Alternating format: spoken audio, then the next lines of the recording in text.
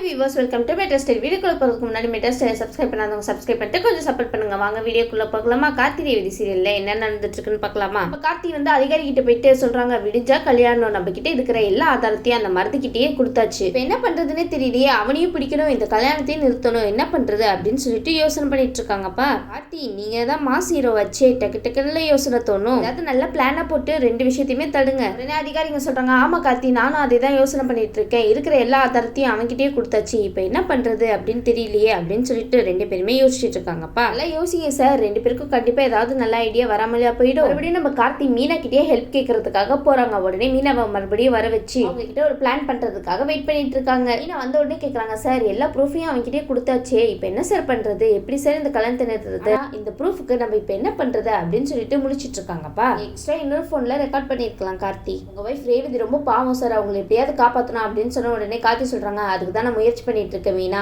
எனக்கு ஒரு ஹெல்ப் வேணும் மீனா. சார் நீங்க என்ன சொன்னாலும் நான் உடனே கண்டிப்பா செய்வேன் சார், அந்த ரெட்டு வந்து அரெஸ்ட் ஆகணும், அவ்வளவுதான் சார் எனக்கு வேணும், வெளியே இருந்துட்டு இல்லாத ஆட்டெல்லாம் போட்டுட்டு இருக்கால, கண்டிப்பா அவனுக்கு ஒரு முடிவு கட்டணும் சார் அப்படின்னு யோசிச்சுட்டு இருக்காங்க. ஒரு முடிவு தானே, கட்டிட்டா போச்சு, கார்த்தி இருக்கும் போது உங்களுக்கு என்ன பயம், அவர் பார்த்து பாரு எல்லா விஷயத்தையுமே, இந்த ஹெல்ப் மட்டும் பண்ணுங்க மீனா அப்படின்னு சொன்னே, சார் சொல்லுங்க சார் நான் கண்டிப்பா பண்றேன் அப்படின்னு சொல்லிட்டு கார்த்தி சொல்றாரு. ரேவதியை காப்பாத்துறதுக்காக ஈஸ்வரியத்தை கிட்ட போய் நீங்க பேசுறீங்களா அப்படின்னு சொன்ன உடனே அவங்க அப்பா கேட்கறாங்க, சார் உங்களுக்கு உதவி பண்ணணும்னு எனக்கும் ஆசை தான், ஆனா அதனால என்னோட பொண்ணுக்கு ஆபத்து வந்துடக்கூடாது சார் அப்படின்னு சொல்லிட்டு இருக்காங்க. மீனா வந்து அவங்க அப்பாவே எதிர்த்து பேசுறாங்க, அப்பா என்னப்பா பேசிட்டு இருக்கீங்க நீங்க, எனக்கு ஆபத்து வரும்போது அவரோட ஆதாரத்தையே கொடுத்துட்டு என்ன காப்பாத்தினவருப்பா அவரு, அவர் அவ்வளவு கேர்ஃபுல்லா பாத்துக்கிட்டாரு, அவருக்கு கைமாற நம்ம ஏதாவது செய்ய வேணாமாப்பா, இப்ப நம்ம கார்த்தி எனக்கு இந்த உதவியை செஞ்சே ஆகணும்ப்பா, அது மட்டும் இல்லாம அந்த மருந்து எவ்வளவு சுமானவன் கேவலமானவன் தெரியும்ல உங்களுக்கு, அவன் ஜாலியா வெளியே நடமாடிட்டு இருக்கான், அந்த மாதிரி மட்டும் அவன் இருக்கவே கூடாது, சுத்தமா நல்லவனே கிடையாது, அவன் இந்த மாதிரி நடமாடக்கூடாது வெளியே, கண்டிப்பா அவன் போக வேண்டிய இடம் இருக்கு, அங்க அனுப்பியே தீரணும் அப்படின்னு சொல்லிட்டு மீனா ரொம்ப சூப்பரா பேசியிருக்காங்கப்பா. இதே வில் பவரோட போய் அங்க காமிங்க, நீங்க பேசுற பேச்சுல ஈஸ்வரியே வந்து கார்த்திக் கல்யாணம் பண்ணி கொடுத்துருணும் நம்ம ரேவதியா, ஓகேவா? மீனா வந்து சரிமா உன்னோட தைரியத்தை ரொம்ப பாராட்டுற, இந்த கல்யாணத்தை கண்டிப்பா நம்ம ரெண்டு பேரும் சேர்ந்தே நிறுத்தலாம் அப்படின்னு சொல்லிட்டு ஒரு முடிவு சொல்றாங்க. உடனே கார்த்தி சொல்றாங்க, உங்களுக்கு என்ன உதவி வேணாலும் என்கிட்ட கேளுங்க அப்படின்னு சொல்லி சொல்றாரு. ஆமா சார், உங்களுக்கு என்ன உதவி வேணாலும் கேளுங்க, தாராளமா செய்வோம் நாங்க. உடனே கார்த்தி சொல்றாங்க, இவங்க என்னதான் போய் பேசினாலும் அத்தை கண்டிப்பா நம்பவே மாட்டாங்க, அவங்களுக்கு தேவை ஆதாரம், இருந்தாலும் இது ஒரு ட்ரை தான், பிளான் ஏவா இருக்கட்டும் அப்படின்னு சொல்லி நினைச்சிட்டு இருக்காரு. எதுக்கோ பிளான் பியும் யோசிச்சு வச்சிருப்போம் அப்படின்னு சொல்லி நம்ம கார்த்தி ரொம்ப யோசிக்கிறாருப்பா. மருந்துக்கு எதிரான ஆதாரத்தை நம்ம கண்டிப்பா எடுத்தே ஆகணும் அப்படின்னு சொல்லிட்டு ரொம்ப மும்பரமா யோசிச்சுட்டு இருக்காரு நம்ம கார்த்தி. ஆனா எப்படி, அதுதான் எல்லா ஆதாரத்தையும் அவர்கிட்ட கொடுத்துட்டீங்களே, அப்ப எப்படி எடுப்பீங்க? நெக்ஸ்ட் பிளான் பி யோசிச்சுட்டு இருக்காரு நம்ம கார்த்தி. அவர் யோசிச்சுட்டே இருக்கட்டும், அதுக்கு முன்னாடி நம்ம ராஜராஜன், மயில்வாகனம், ரோகிணி, சுவாதி இவங்க எல்லாரும் சேர்ந்துட்டு இந்த கல்யாணத்தை எப்படிதான் நிறுத்துறது அப்படின்னு சொல்லிட்டு அவங்க தனியா போட்டுட்டு இருக்காங்க. அதனால என்ன பண்ண முடியும், ஒண்ணும் பண்ண முடியாது, என்னன்னு சொல்லி ஈஸ்வரி கிட்ட இந்த கல்யாணத்தை நிறுத்துவீங்க. ராஜராஜன் இந்த இடத்துல சொல்றாங்க, ஈஸ்வரிக்கு என்னதான் சொன்னாலும் புரியவே மாட்டேங்குது, நம்மளும் எவ்வளவுதான் சொல்றது, ஆனா அவ இஷ்டத்துக்கு தான் எல்லாமே பண்றா, எப்படியோ மாப்பிள்ளைய பழிவாகியே ஆகணும் அப்படின்னு சொல்லிட்டு என்னோட பொண்ணோட வாழ்க்கையை பலியாக்க போறா, இப்ப என்னதான் பண்றது அப்படின்னு சொல்லிட்டு ரொம்ப யோசிச்சுட்டு இருக்காங்கப்பா. ராஜராஜன் இப்படியே பேசிட்டு இருக்க போறீங்களா இல்ல வேற ஏதாவது முயற்சி செய்ய போறீங்களா? மருது பைய எவ்வளவு அயோக்கியன்னு நம்ம எல்லாருக்குமே தெரியும், ஆனா அவளுக்கு தெரிய மாட்டேங்குது. மயில்வாகனம் சொல்றாங்க, மாமா நீங்க எதுக்கு மாமா தேவையில்லாம கவலைப்பட்டு இருக்கீங்க, நீங்க எதுக்குமே கவலைப்படாதீங்க, அதான் நம்ம கார்த்தி இருக்காருல்ல, இப்ப இந்த கல்யாணத்தை நிறுத்துறதுக்காக ஏதாவது பண்ணுவாரா அப்படின்னு சொல்லிட்டு யோசிச்சுட்டு இருக்காங்க. மயில்வாகனம் நீங்களும் உங்க சைட்ல ஏதாவது யோசிச்சு இந்த கல்யாணத்தை நிறுத்த ட்ரை பண்ணலாம்ல. நேரா மீனா வந்து மயில தான் பார்க்க வராங்க. மயில் கிட்ட சொல்றாங்க, இந்த மாதிரி கார்த்தி என்ன அனுப்பி வச்சாரு, இந்த மருது பத்தின உண்மையை நான் ஈஸ்வரி ஆண்டி கிட்ட சொல்லணும் அப்படின்னு சொன்ன உடனே மயில் வாகனத்துக்கு ஐஸ் கட்டி வச்ச மாதிரி ஆயிடுச்சுப்பா. கொஞ்ச நேரத்துல மயில் வாகனம் அடிக்கிற வெயிலுக்கு ஜில்லுன்னு இருக்கா, பிரியம்மா வாமா வாமா நான் அவனு கூட்டிட்டு போறோமா அப்படின்னு சொல்லிட்டு கூட்டிட்டு போயிட்டு இருக்காங்க. சந்திரகலா, ஈஸ்வரி எல்லாருமே இருக்காங்க. உடனே மயில் வாகனம் வந்து ஈஸ்வரி கிட்ட போயிட்டு, அத்தை இந்த பொண்ணு உங்ககிட்ட ஏதோ சொல்லணுமா, அதுவும் உங்க அருமை மாப்பிள்ள மருத பத்தி அப்படின்னு சொன்ன உடனே ஈஸ்வரியும் வந்து, நீங்க ரெண்டு பேரும் யாரு, நீங்க ஏன் மருது மாப்பிள்ளைய பத்தி பேசணும்னு என்கிட்ட வந்து சொல்றீங்க அப்படின்னு சொல்லிட்டு ஈஸ்வரி கேள்வி கேட்கறாங்கப்பா. ஈஸ்வரி உங்க கேள்விக்கெல்லாம் பதில் சொல்லதானே அவங்க வந்திருக்காங்க, வெயிட் பண்ணி பொறுமையா கேளுங்க இந்த விஷயத்தையாவது, எப்படியோ அவங்க சொல்ற விஷயத்தெல்லாம் நம்ப போறது கிடையாது, இருந்தாலும் கார்த்தியோட பிளான் ஏ ஒர்க் அவுட் ஆயிடுச்சுன்னா நல்லது தானே, அதனாலதான் ட்ரை பண்ணிருக்காரு. பாருங்க மேடம், நீங்க மருது மாப்பிள்ளன்னு ஒருத்தர் கூட்டிட்டு வந்திருக்கீங்களா, அவர் சொல்ல போனா நல்லவரே கிடையாது மேடம் அப்படின்னு சொல்றாங்க. உடனே ஈஸ்வரி இதை கேட்டுட்டு உடனே மருத கூட்டிட்டு வாங்க அப்படின்னு சொல்லி சொல்றாங்க.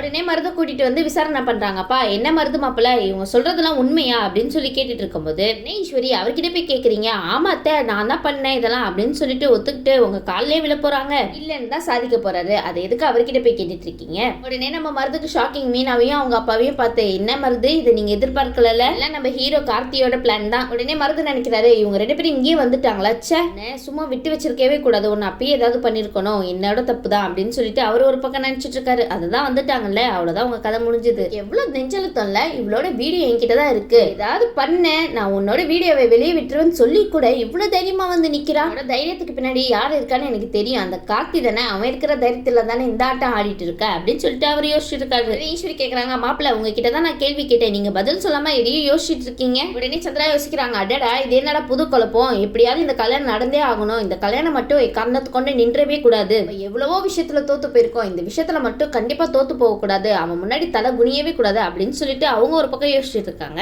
என்னத்தை இவங்க சொல்றாங்கன்னு ஏன் மேல சந்தேகப்படுறீங்க, இவங்க கார்த்தியோட ஆளா இருப்பாங்க, கார்த்தி தான் இந்த கல்யாணம் எப்படியாவது நிப்பாட்டுறதுக்காக இந்த மாதிரி விஷயத்த பண்ணிருப்பான்னு எனக்கு தோணுது, அதை முதல்ல விசாரிங்க அத்தை அப்படின்னு சொல்லிட்டு அவங்க சைடியே பழிய போட்டு திருப்பி விட்டுறாரு நம்ம மருது. உடனே ஈஸ்வரியும் சந்திராவும் சிரிக்கிறாங்க, கரெக்டா மாப்பிள்ளை நீங்க சொல்றதும், இந்த விஷயத்த நான் ஆல்ரெடி யோசிக்க தான் செஞ்சேன், இவங்க 2 பேரும் இங்க வந்தாங்களே உங்க மேலேயே பழிய தூக்கி போடுறாங்களே அப்படின்னு சொல்லிட்டு நான் இதுக்கு பின்னாடி கண்டிப்பா அவன் தான் இருப்பா அப்படின்னு அப்பவே யோசிச்சேன். மீனா சொல்றாங்க, என்ன மேடம் நீங்க இவனை பத்தி இவ்வளவு விஷயம் சொல்லிட்டு இருக்கேன், நீங்க என்னன்னா சிரிச்சிட்டு இருக்கீங்க, என்ன நம்ப மாட்டீங்களா, நீங்க என்னதான் கத்துனாலும் அவங்க உங்களை நம்ப போறதே கிடையாது, பாரு ஏற்கனவே உன்ன மாதிரி ஆளுங்களை அனுப்பி வைப்பானு அந்த கார்த்தி மேல எனக்கு ஏற்கனவே சந்தேகம் இருந்தது, ஆண்டி ப்ளீஸ் ஆண்டி நான் சொல்றதை நம்புங்க, நான் சொல்றது எல்லாமே உண்மைதான் ஆண்டி அப்படின்னு சொன்ன உடனே ஈஸ்வரி கேக்குறாங்க, சரிமா நீ சொல்றதெல்லாம் நான் நம்புறேன், இவர் பத்தின ப்ரூஃப் ஏதாவது இருக்கா, ப்ரூஃப் இருந்தா காமி நான் ஒத்துக்கிறேன், நாங்க வச்சிருக்கிற ஆதாரத்தை தான் இவன் மறட்டி வாங்கிட்டு போயிட்டேன் ஆண்டி அப்படின்னு சொல்லிட்டு இருக்காங்க. எல்லாம் நடிக்கிறாங்க பாருங்கக்கா அப்படின்னு சொல்லிட்டு சந்திரா ஒரு பக்கம் ஈஸ்வரியை ஏத்தி விட்டுட்டு இருக்காங்கப்பா. பாத்தீங்களா எப்படி பேசிட்டு இருக்காங்கன்னு, நான் இவ்வளவு நேரமா இங்கேதான் இருக்கேன், உங்களுக்கே தெரியல நான் வெளியவே போகல, ஆனா நான் இவங்களை மிரட்டி எல்லா ஆதாரத்தையும் வாங்கணும்னு சொல்லிட்டு இருக்காங்களே, இதெல்லாம் நம்புற மாதிரியா இருக்கு, மாப்பிள்ளை விடுங்க மாப்பிள்ளை நீங்க எதுக்கு கவலைப்படுறீங்க, எனக்கு எல்லா உண்மையும் தெரிஞ்சு போச்சு, இவ சொல்றது முழுக்க முழுக்க போய் தான், கார்த்தி தான் அனுப்பி வச்சிருக்கானே எனக்கு நல்லா இப்ப தெளிவா புரிஞ்சிருச்சு, இங்க பாரு நீயும் உங்க அப்பாவும் இங்க இருந்து வெளியே போறீங்களா இல்லையா, 2 பேரும் உடனே இங்க இருந்து போகலன்னா கழுத்தை பிடிச்சி வெளியே தள்ள வேண்டியதா இருக்கும், எப்படி வசதி அப்படின்னு சொல்றாங்க. என்ன ஈஸ்வரி நீங்க பட்டினி இப்படி பேசிட்டீங்க பெரியவங்களை பார்த்து, உங்களுக்கு என்ன புதுசா என்ன, எல்லாம் பழகி போன விஷயம் தானே இந்த மாதிரிலாம் பேசுறது. உடனே சந்திரா நினைக்கிறாங்க, ஐயோ அப்பா இப்பதான் நிம்மதியா இருக்கு, எப்படியோ இந்த விஷயத்துல இருந்து தப்பிச்சிட்டோம், கார்த்தி வந்து இவங்களை அனுப்புனதுக்கு அப்புறம் கூட நம்ம அக்கா அவங்கள நம்பவே இல்லையே அப்படின்னு சொல்லிட்டு ரொம்ப சந்தோஷப்பட்டு இருக்காங்க நம்ம சந்திரகலா. இந்த சந்தோஷம்லாம் கொஞ்ச நாளைக்கு தான், லெட்ஸ் வெயிட் அண்ட் வாட்ச். கார்த்தியோட பிளான் பி இருக்குல்ல அது ஒர்க் அவுட் ஆகும் கண்டிப்பா. என்ன மீனா உங்க பேச்சு எடுபடலையா, சரி விடுங்க கவலைப்படாதீங்க, பிளான் ஏ சொதப்பிடுச்சு, பிளான் பி கண்டிப்பா ஒர்க் அவுட் ஆகும் கார்த்தினால. சந்திராவும் சொல்றாங்க, இங்க பாருங்க அதான் எங்க அக்கா சொல்லிட்டாங்களே, இன்னும் எதுக்கு மசமசன்னு 2 பேரும் நின்றுட்டு இருக்கீங்க, உடனே இங்க இருந்து போனா நல்லா இருக்கும், இல்லட்டா எங்க அக்கா அதிகாரி கிட்ட பிடிச்சு கொடுத்துருவாங்க, எப்படி வசதி பரவாயில்லையா அப்படின்னு சொல்லி கேட்டுட்டு இருக்காங்க. சந்திரா முதல்ல பிடிச்சு கொடுக்க வேண்டிய ஆளு நீங்களா தான் இருப்பீங்க. ராஜராஜன் மயிலவங்க சொல்றாங்க, என்னத்த நீங்க இவ்வளவு தூரம் அவங்க சொல்றாங்க, அவங்க பேச்சுல நம்பிக்கையே இல்லாம இப்படி விரட்டி விடுறீங்களே, இதெல்லாம் நியாயமா அப்படின்னு சொல்லி கேட்டுட்டு இருக்காங்க. என்ன மயில் வாங்கணும் உங்க அத்தை கிட்ட போய் நியாயத்தை பத்தி பேசிட்டு இருக்கீங்களே, அதெல்லாம் என்னன்னே உங்களுக்கு தெரியாது. உடனே ராஜராஜன் சொல்றாங்க, இங்க பாரு ஈஸ்வரி எனக்கும் அந்த பொண்ணு சொல்றதுதான் கரெக்ட்னு தோணுது, இவன் நல்லவனே கிடையாது, ரொம்ப மோசமான ஆளு, தேவையில்லாம உன்னோட பிடிவாதத்துக்காக நம்ம பொண்ணோட வாழ்க்கையை கெடுத்துறாத அப்படின்னு சொல்லிட்டு ரொம்பவே கேட்டுட்டு இருக்காங்க நம்ம ராஜராஜன் மயில் வாங்கணும். நீங்க என்னதான் பேசினாலும் அவங்க காதுல கூட வாங்க மாட்டாங்க பாத்தீங்களா, அது தெரிஞ்ச விஷயம் தானே, எதுக்கு நீங்க உங்க ஜீவனை போட்டு பண்ணிட்டு இருக்கீங்க. பாரு ஈஸ்வரி உங்ககிட்ட மறுபடியும் சொல்ற, கார்த்தி மாப்பிள்ளைய பழி வாங்குறதுக்காக தேவையில்லாம இந்த அயோக்கியனுக்கு கல்யாணம் பண்ணி கொடுத்துட்டு நம்ம பொண்ணு வாழ்க்கையை கெடுத்துறாத அப்படின்னு சொல்லிட்டு இருக்காங்க. நம்ம மருது ஆக்ட் பண்றாருப்பா, அத்தை பாத்தீங்களா அத்தை இவங்க 2 பேரும் எப்படி பேசுறாங்க என்ன பத்தின்னு, ஆரம்பத்துல இருந்தே இவங்க 2 பேருக்கு என்ன பிடிக்காதுன்னு தெரியும், ஆனா என்ன இந்த அளவுக்கு மோசமா நினைச்சிருப்பாங்கன்னு நான் கொஞ்சம் கூட எதிர்பார்க்கவே இல்லை, எனக்கு ரொம்ப மனசு கஷ்டமா இருக்கு அப்படின்னு சொல்லிட்டு ஒரு ஆக்டிங் பண்றாருப்பா. உடனே ஈஸ்வரி வந்த என்ன மாப்பிள்ள நீங்க இவங்க பேசுறதெல்லாம் காதுல வாங்கிக்காதீங்க, இவங்கலாம் அப்படிதான், நீங்க அவங்கள பத்தி கேர் பண்ணாம கல்யாணம் நல்லபடியா நடந்து முடியுதான்னு மட்டும் யோசிங்க அப்படின்னு சொல்லிட்டு இருக்காங்க நம்ம ஈஸ்வரி. பாருங்க மாப்பிள்ள இவங்க எல்லாருமே வந்து கார்த்தியோட சப்போர்ட் தான், அது எனக்கு நல்லாவே தெரியும் சரியா, அதுக்காக இவங்க சொல்றதெல்லாம் மனசுல போட்டு குழப்பிட்டு இருக்காதீங்க, யார் என்ன சொன்னாலும் சரி கண்டிப்பா நான் உங்களை பத்தி தப்பாவே நினைக்க மாட்டேன் அப்படின்னு சொல்றாங்க ஈஸ்வரி.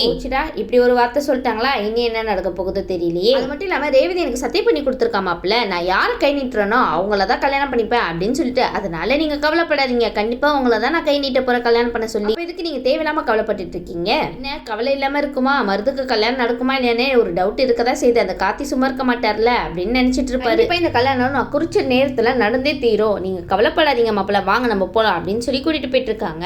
ராஜராஜன் சொல்றாங்க, பாத்தீங்களா மாப்பிள்ள அவளுக்கு எவ்வளவு திமிருன்னு, நம்ம எவ்வளவு சொல்றோம் கொஞ்சம் கூட காது கொடுத்து கேட்காம அவ பாட்டுக்கு போயிட்டு இருக்கால. மண்டபத்துல நடந்த விஷயத்தெல்லாம் நம்ம கார்த்தி கிட்ட சொல்லிட்டு இருக்காங்க நம்ம மீனா, சார் நான் எவ்வளவோ எடுத்து சொன்னேன் ஆனா அந்த ஆன்டி என்ன நம்பவே இல்லை சார் அப்படின்னு சொல்லிட்டு இருக்காங்க. எப்படி நம்புவாங்க, ப்ரூஃப் தேவையில்ல, விஷயம் கார்த்திக்கே தெரியும், இருந்தாலும் பிளான் ஏ ஒர்க் அவுட் ஆகுதான்னு ட்ரை பண்ணி பார்த்தாரு, ஆனா ஒர்க் அவுட் ஆகல. கார்த்தி இதுக்கோ பிளான் பி ரெடியா வச்சிருக்கீங்களா இல்லையா, ஒரே வார்த்தையில சொல்லிட்டாங்க சார், நீ சொல்றதுக்கெல்லாம் ஆதாரம் இருக்கா, ஆதாரம் இருந்தா நீ என்கிட்ட வந்து பேசு அப்படின்னு சொல்லிட்டாங்க சார் அப்படின்னு சொல்லிட்டு இருக்கும் போது உடனே கார்த்தி சொல்றாரு, சரி மீனா நான் இதை எதிர்பார்த்ததுதான், உங்க பேச்சு வந்து அங்க எடுபடல, கண்டிப்பா அந்த ப்ரூஃப் கேட்பாங்கன்னு எனக்கு நல்லாவே தெரியும், அவ்வளவு தூரம் 2 பேரும் எனக்காக போய் பேசினதுக்கு ரொம்ப தேங்க்ஸ் அப்படின்னு சொல்லிட்டு, என்னால உங்களுக்கு ஏதாவது அசிங்கம் ஏற்பட்டு இருந்துச்சுன்னா அதுக்கு மன்னிச்சிடுங்க அப்படின்னு சொல்லி கேட்டுட்டு இருக்காரு. பாத்தீங்களா நம்ம கார்த்தியோட தன்னடக்கத்தை, அதனாலதான் அவர் மாசு ஹீரோவா இருக்காரு. ஒரு வழியா விடிஞ்சிருதுப்பா. விடிஞ்சதுக்கு அப்புறம் ஈஸ்வரி வந்து ரேவதி கிட்ட போய் சொல்றாங்க, இங்க பாருமா ரேவதி இந்த புடவையை கட்டிட்டு வாமா, வந்து அவங்க கொடுக்குற புடவை வாங்கிட்டு சரிமா நான் கட்டிட்டு வரேன் அப்படின்னு சொல்றாங்க சொல்றாங்க. என்ன ரேவதி, நீங்களாவது ஏதாவது பண்ணலாம்ல, கார்த்தி எல்லாமே பண்ணுமா என்ன? நீங்க நம்ம கார்த்தி பிளான் பியோட இந்த மண்டபத்துக்கு வராரா இல்லைன்னு வெயிட் பண்ணி பார்க்கலாம். இந்த வீடியோ உங்களுக்கு பிடிச்சிருந்துச்சுன்னா மறக்காம மெட்ரா ஸ்டைல லைக் பண்ணுங்க, ஷேர் பண்ணுங்க, சப்ஸ்கிரைப் பண்ணிடுங்க. தேங்க்யூ.